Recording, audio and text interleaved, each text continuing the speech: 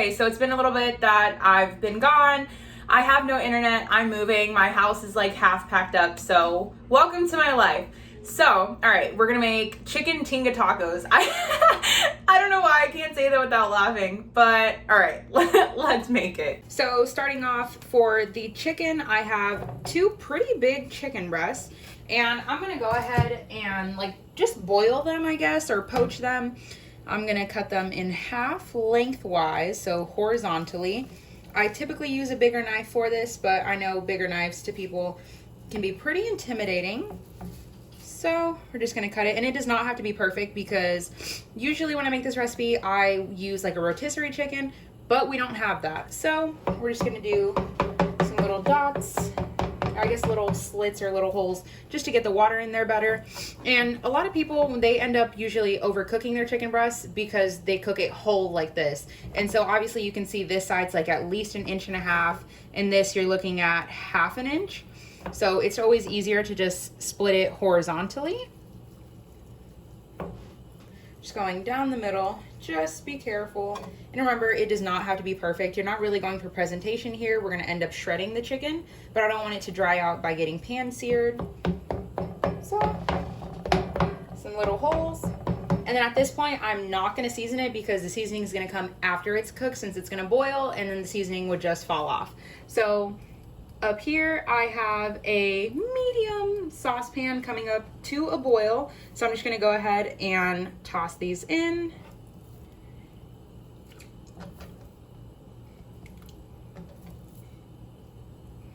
And now we're gonna let them cook for about 13 minutes.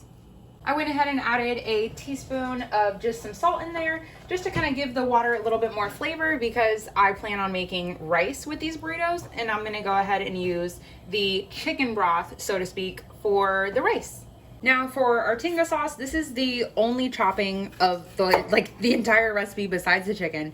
So I just need 1/2 of an onion, so I'm just gonna chop the top and the bottom off, then go down. Only need 1/2, so we're just gonna go ahead and put that away. And then small dices, or actually strips, because why not? It's all gonna go in the blender anyway. So just keep going down. You always wanna make sure you have a flat surface whenever it comes down to chopping, just so it doesn't roll on you. And you always have a flat surface. There we go. Now we can start on our sauce. I am all about flavor and absolutely no waste. I'm gonna go ahead and take the top and the bottom of the onion and toss it in with the boiling chicken. For our sauce, I'm gonna go ahead and add a tablespoon to 1.5 tablespoons of just some olive oil, and then add in our onions. So like I said, everything's gonna go into the blender, so you don't have to be too perfect about getting everything super, super soft, because it's gonna continue to cook in the sauce as the sauce comes together with the chicken. So we're just gonna break it apart. And we're just looking for them to soften, not develop too much color. If you get color, great. If not, it's okay, because it's gonna be covered in a sauce. So we're gonna let that cook down for, I'd say, 5 to 6 minutes.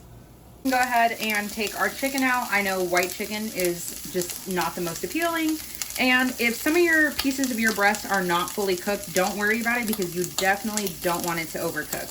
And we're gonna end up shredding it anyway. You can just set the onion to the side.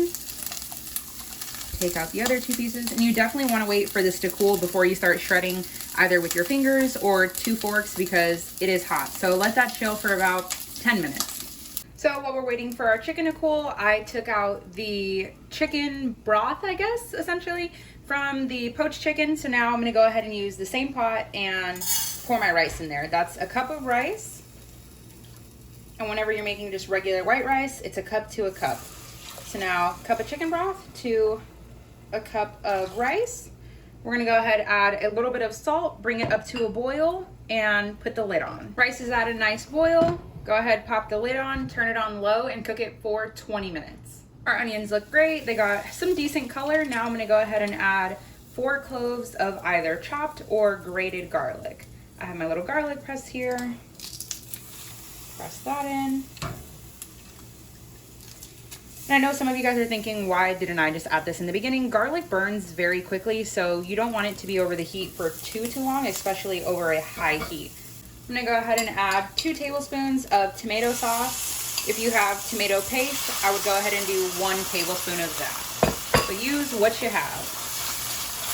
You want to make sure all that gets nice and coated and gets the tomatoey taste kind of out.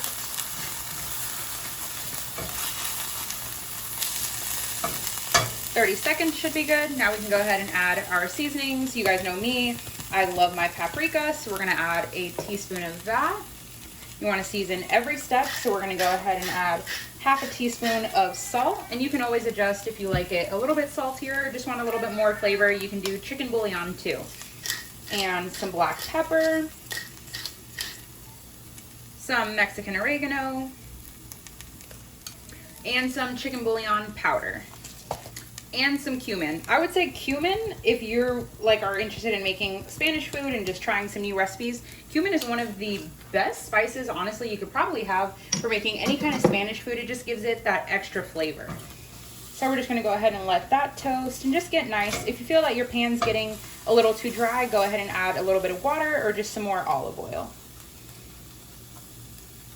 I'm just gonna let that toast. And then we can go ahead and add our crushed tomatoes. I have a 14-ounce can of fire roasted diced tomatoes. If you have crushed, that works even better. It honestly truly doesn't matter because it's going in the blender.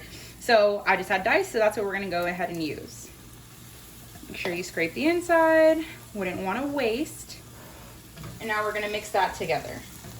I'm gonna let that get slightly warm, probably 2 minutes or so, and then we're gonna go ahead and take it over to the blender. And brought you guys to our blender station here. We're gonna go ahead and add everything into the blender. You just wanna be careful because it is very, very hot.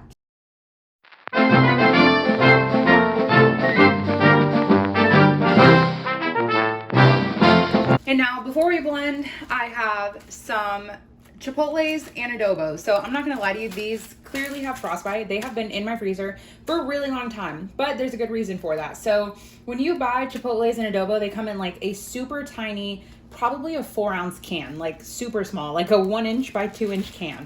And unless you like your mouth to be on fire, you are only gonna use probably a tablespoon of this. It is really, really spicy, and trust me, I love spicy.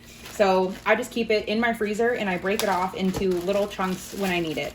So I'm gonna take probably a half a tablespoon piece and just put it in there. You wanna taste as you go. You don't have to add it into the blender. You could always go ahead and add it after, but you wanna start off slow with this. Now we can go ahead, add our lid. And with this, if you guys have a blender lid that's just one solid piece, then maybe leave it slightly open. But for this, I'm just gonna not lock it and just leave it closed. You can always, if your blender doesn't have a switch thingy, you can just put a towel over it. But mine has to have the lid in order for it to even work. So you just wanna be careful when blending hot stuff, point blank.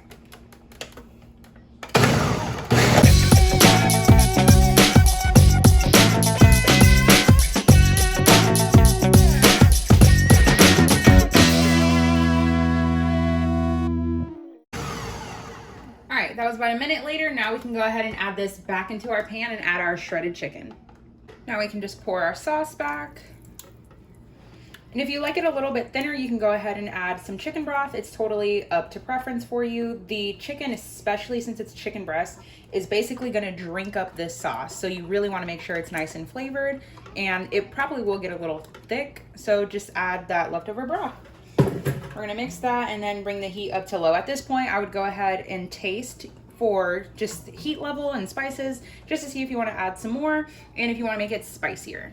I just tasted it and it is really, really good, but I definitely need some more heat. So I'm gonna go ahead and just add one more cube and just wait for it to just melt into it and then taste again. Okay, that tastes much better now. And the thing I love about it too is that even if you just put a little bit, let's say if you don't like it spicy, the smokiness that you get from it literally tastes like it's been on the grill or just sitting in a smoker. It's so, so good. And if you don't have that, or you're just not a big fan of spicy, if you maybe have just some chili powder or even smoked paprika, just go ahead and use that. Tailor it to whatever your preference is.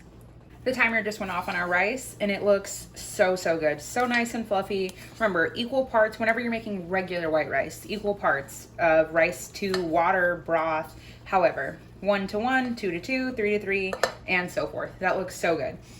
So I have our sauce here just on low heat. My burners are pretty big, so low for me is like a medium low. So of course, just, you know, Fix it to you. And our chicken breasts are nice and shredded, so I'm gonna go ahead and add that. And so the reason I said that it's okay if your chicken breasts aren't fully cooked is because they're gonna reheat in the sauce here. So mine are, I'd say, about 99% cooked. There's just maybe a tiny little bit of pink. So that's why I say to taste your sauce before you add the chicken, in case it's not fully cooked. Now we're gonna let this get nice and warm and take on some of the red color. Probably 4 to 5 minutes on low. You can go ahead and add a lid to keep the steam in there, and also so you don't splatter red everywhere. For one of the finishing touches for the meat, I'm gonna go ahead and add the juice of 1 lime. I like my food extremely limey, so I'm gonna go ahead and do 1. If your limes don't have that much juice, just pop them in the microwave for 10 seconds, cut, and then the juice should come out. And you could always just use half lime as well, or no lime, and mix that together. So now for the tortilla wrapping, I just have a burrito sized tortilla. If you're gonna make tacos, obviously use a taco shell. And we're just gonna heat it. So I have a non-stick skillet, no oil, no butter, no grease, no nothing. Just gonna go ahead and warm it. Whenever I'm making tacos, I always just kind of warm the tortilla over the gas burner. But seeing that this is much bigger and it's not gonna be as even, we're just gonna do it in a pan. And you're just gonna wanna just keep messing with it. Turn it around, flip it, just to make sure all the edges are getting just kind of warm. And this helps it from cracking. If you ever just take it straight out of the package and heat it up and it starts breaking and ripping and cracking, that's because it's not warm, so it's not pliable. So we're gonna heat it about 45 seconds. That looks pretty good. Now I'm gonna put that on a cutting board and we can start assembling. For burrito assembly, I have our tortilla here, still slightly warm. I'm gonna go ahead and add some rice to that. You wanna start with the rice on the bottom just because it helps prevent from sogginess. We're gonna add that. Most likely, I'm probably gonna end up overfilling it and it's gonna be falling apart, but it's gonna taste just as delicious. Now we can add our chicken. If your sauce is a little thin, then it will be kind of runny and make your burrito wet. So if you want to use like a nice little slotted spoon, press that down. And like I said, add whatever you want. You can add black beans, pinto beans, you could add cilantro, salsa, whatever you have, use it. And now we're just going to go ahead and close this up and roll it. So press together. You're going to do the over method. So we're going to kind of bring it together, mush it down. I feel like it's just easier for you guys to watch than it is for me to explain it. Tuck it in, push it under. Now to keep it together and nice, see we're getting a little bit of rippage here, but it's okay. We're gonna go ahead and bring this back to our nonstick skillet and crisp up the bottom. I'm gonna place the burrito seam side down, so the open side down.